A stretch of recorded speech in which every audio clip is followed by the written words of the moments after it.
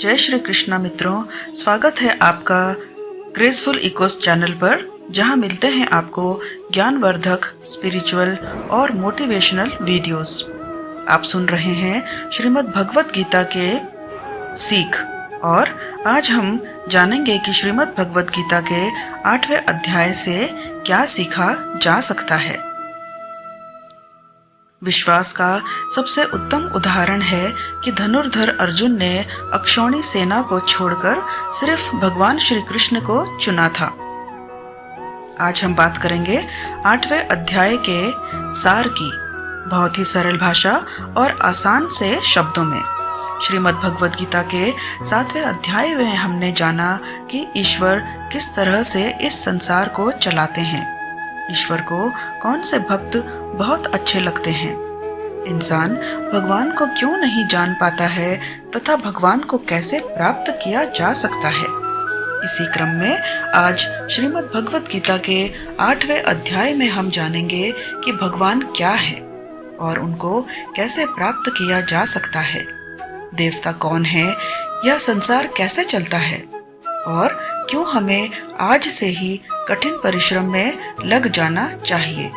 तो चलिए विस्तार से जानते हैं श्रीमद् भगवत गीता के 8वें अध्याय से मिलने वाली सीख और शिक्षाओं के बारे में।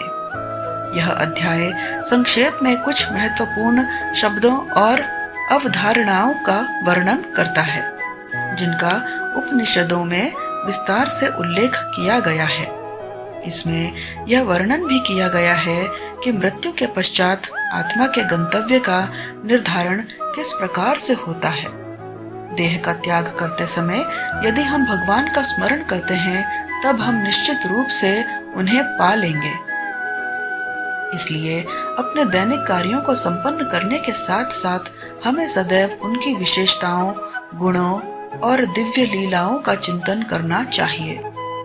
जब हम अनन्य भक्ति से अपने मन को भगवान में पूर्णतया तल्लीन कर लेते हैं, तब हम भौतिक आयामों से परे आध्यात्मिक क्षेत्र में प्रवेश करते हैं। तत्पश्चात इस अध्याय में भौतिक क्षेत्र में स्थित कुछ लोगों की चर्चा की गई है।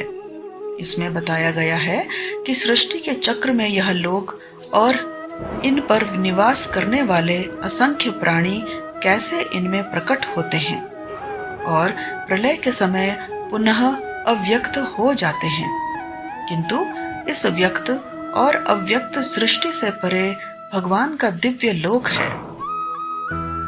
वे जो प्रकाश के मार्ग का अनुसरण करते हैं, वे अंततः दिव्य लोक में पहुंचते हैं और फिर कभी भी इस नश्वर संसार में लौटकर नहीं आते। जबकि अंधकार के मार्ग का अनुसरण करने वाले लोग जन्म, रोग, बुढ़ापे और मृत्यु के अनंत चक्रों में देहांतरण करते रहते हैं। इस अध्याय के प्रारंभ में अर्जुन श्री कृष्ण से कुछ प्रश्न पूछते हैं। अर्जुन कहते हैं, हे कृष्ण, ब्रह्म क्या है, आध्यात्म क्या है और कर्म क्या है? यह देवता कौन है?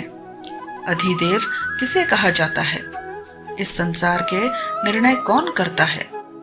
हे मधुसूदन, दृढ़ मन से आपकी भक्ति में लीन रहने वाले मृत्यु के समय आपको कैसे जान पाते हैं? इन सभी प्रश्नों के उत्तर भगवान श्री कृष्ण इस अध्याय में देते हैं और साथ ही अपने सखा अर्जुन को ब्रह्मांड किस तरीके से काम करता है उसकी समझ देते हैं और बताते हैं कि क्या होता है पुनर्जन्म और कब पुनर्जन्म के चक्र से मुक्ति मिलती है। श्री कृष्ण ने कहा, ब्रह्म परम अक्षर है। ब्रह्म यानी कि जो अक्षय होता है, जिसका कभी विनाश नहीं होता, अर्थात परम अविनाशी सत्ता को ब्रह्म कहा जाता है। जब आप स्वयं में स्थिर भाव को लेकर आते हैं, तो अध्यात्म जो है वह आपके अंदर आता है। उस समय आत्मा का आधिपत्य हो जाता है, अर्थात आप आत्मा के वश में आते हैं। उससे पहले हम सब माया के आधिपत्य में रहते हैं, माया के वश में रहते हैं। इस प्रकार जब हमारे स्वभाव में स्थिर भाव मिल जाता है, तो हम आत्मा के वश में आ जाते हैं। यही अध्यात्म की पराकाष्ठा है, यही आखिरी स्थिति है। इसलिए किसी मनुष्य की अपनी आत्मा को ही अध्यात्म कहा जाता है। कर्म भूतकाल का एक ऐसा त्याग है जिससे वर्तमान में परिणाम उत्पन्न होते हैं। हमेशा उत्पन्न और अंत होने वाले का ही नाम संसार है, जिनको शास्त्रों में परम पुरुष बताया गया है। वही देवता है भगवान का विश्व रूप, जो इस सृष्टि में देवताओं पर भी शासन करता है। उसे अधिदेव कहते हैं। सभी प्राणियों के हृदय में स्थित मैं परमात्मा अधियज्ञ या सभी यज्ञों का स्वामी कहलाता हूँ। इस संसार का निर्णय लेने वाला मैं ही हूँ। वे जो शरीर त्याग समय मेरा स्मरण करते हैं, वे मेरे पास आएंगे। इस संबंध में निश्चित रूप से कोई संदेह नहीं है।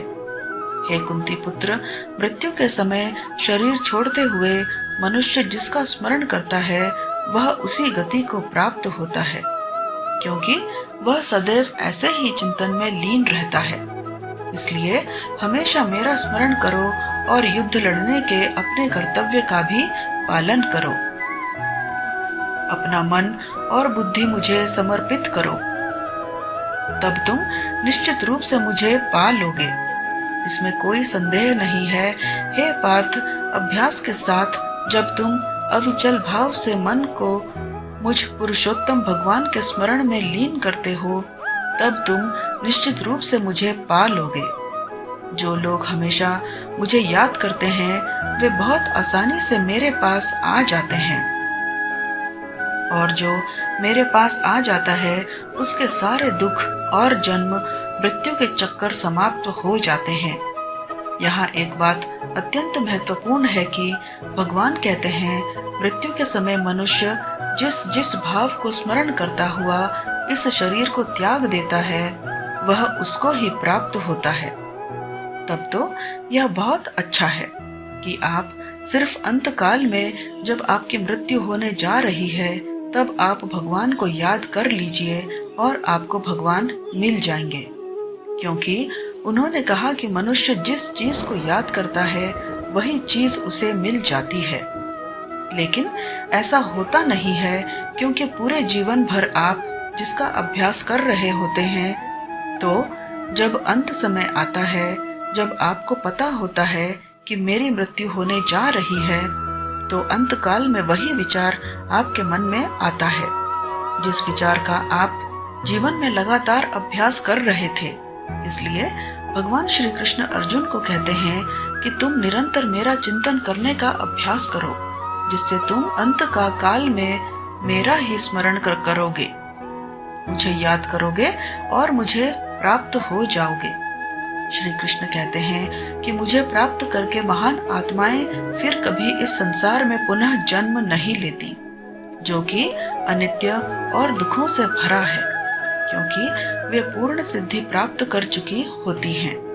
हे अर्जुन, इस भौतिक सृष्टि के सभी लोकों में ब्रह्मा के उच्च लोक तक तुम्हें पुनर्जन्म प्राप्त होगा, परंतु हे कुंती पुत्र, मेरा धाम प्राप्त करने पर फिर आगे पुनर्जन्म नहीं होता है। हे अर्जुन, इस भौतिक सृष्टि के सभी लोकों में ब्रह्मा के उच्च लोक तक तुम्हें पुनर्जन्म प्राप्त होगा, परंतु हे कुंती पुत्र, मेरा धाम प्राप्त करने पर फिर आगे पुनर्जन्म नहीं होता।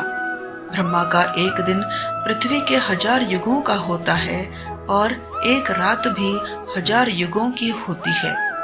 ब्रह्मा के दिन की सुबह में ही संपूर्ण संसार का निर्माण होता है तथा रात के आरंभ में ही संसार फिर से ब्रह्मा में समा जाता है, और हर दिन ऐसा ही चक्कर चलता रहता है। लेकिन जो मेरे भक्त होते हैं, वे जल्दी ही इस चक्र से मुक्त हो जाते हैं। हे अर्जुन, अब मैं तुम्हें वह 2 रास्ते बताऊंगा जिनसे होते हुए ही लोग या तो परम गति को प्राप्त होते हैं या फिर इस संसार में वापस आ जाते हैं। जब सूर्य का प्रकाश रहता है, शुक्ल पक्ष होता है और सूर्य उत्तरायण में होता है, तब शरीर छोड़ने वाले कर्मयोगी मेरे पास हमेशा के लिए आ जाते हैं।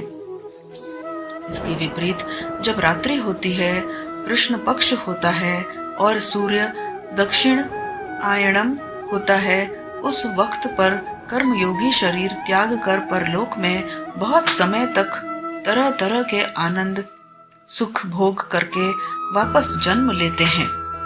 केवल एक योगी ही इस रहस्य को जानकर सब कर्मों के फलों का मोह छोड़कर परम ब्रह्म को प्राप्त होता है।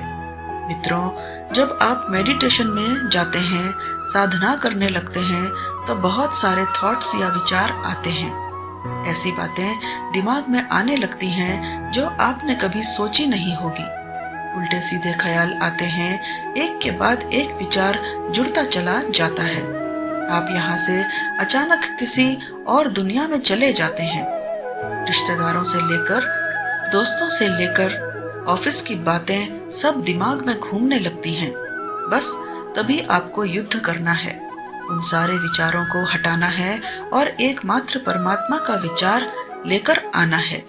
इसलिए श्री कृष्ण ने अर्जुन से कहा कि निरंतर चिंतन कर और युद्ध कर। आगे बढ़ते हुए भगवान श्री कृष्ण अभ्यास के तरीके को या विधि को थोड़ा और स्पष्ट करते हैं।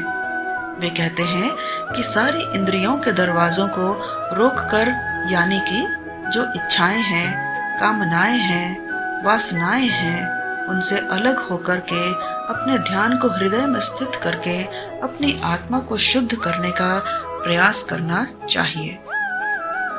दोस्तों, इस अध्याय का आप आजकल के जीवन के लिए इस तरह से अर्थ निकाल सकते हैं कि कोई भी वह लक्ष्य जिस पर आप हमेशा के लिए अपना नाम दुनिया के सामने लिखना चाहते हैं, उसके लिए आपको बहुत कठिन परिश्रम करना पड़ेगा। क्योंकि जैसा श्री कृष्ण ने बताया कि यह संसार का चक्र बहुत बड़ा है। यहाँ लोग आते रहते हैं और लोग जाते रहते हैं, लेकिन जिन लोगों को अपनी जिंदगी में कुछ ऐसा करना है जिसकी वजह से उनका नाम हमेशा के लिए दुनिया में अमर हो जाए, उन लोगों को ज्ञान योगी और कर्म योगी बनना पड़ेगा। ब्रह्मा का जो एक दिन है, इसका मतलब है कि यह ब्रह्मांड तुम बहुत पहले से है और बहुत आगे तक चलेगा और इंसान की जिंदगी इस ब्रह्मांड के सामने बहुत ही छोटी है। इसलिए ऐसा ना हो कि आप जीवन सिर्फ सपने संजो के बैठ जाओ और ब्रह्मा जी की शाम हो जाए। मित्रों, मैं आशा करती हूँ कि आपने इस वीडियो से बहुत कुछ सीखा होगा। वीडियो को लाइक और शेयर करके कमेंट में जय श्री राधे कृष्णा लिखना न भूलें और ऐसे ही ज्ञानवर्धक वीडियोस पाने के लिए हमारे चैनल ग्रेसफुल इकोस को सब्सक्राइब कर लीजिए। मिलते हैं अगले ज्ञानवर्धक वीडियो में।